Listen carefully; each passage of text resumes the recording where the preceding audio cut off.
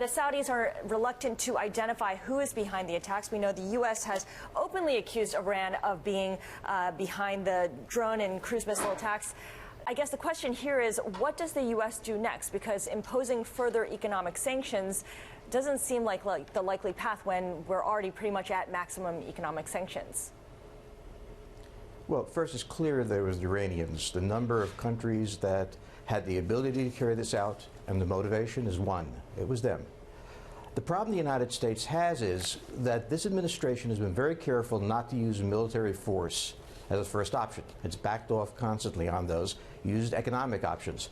There aren't many economic options left except a full blockade on Iran, and that's dangerous. The Iranians showed that they had the ability to strike back at ships.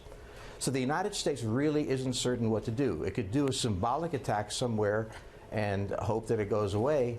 But what the Iranians have demonstrated is they can hurt the West militarily.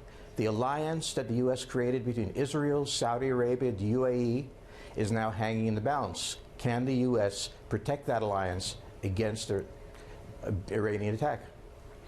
George, it's interesting that Iran has come out saying it won't negotiate with the U.S. at any level. The supreme leader there, Ayatollah Ali Khamenei, saying that just today. We'd potentially thought that at some point with certainly the previous security chief having gone, John Bolton, that maybe there would be some moon music for a meeting between Rouhani and Trump, but that too doesn't seem to be coming off.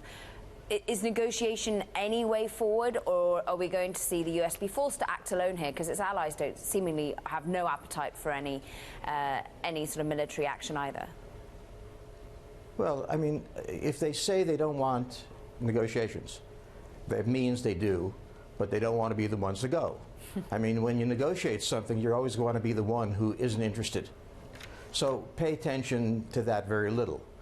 The question is, what can be negotiated? What does the United States want from Iran?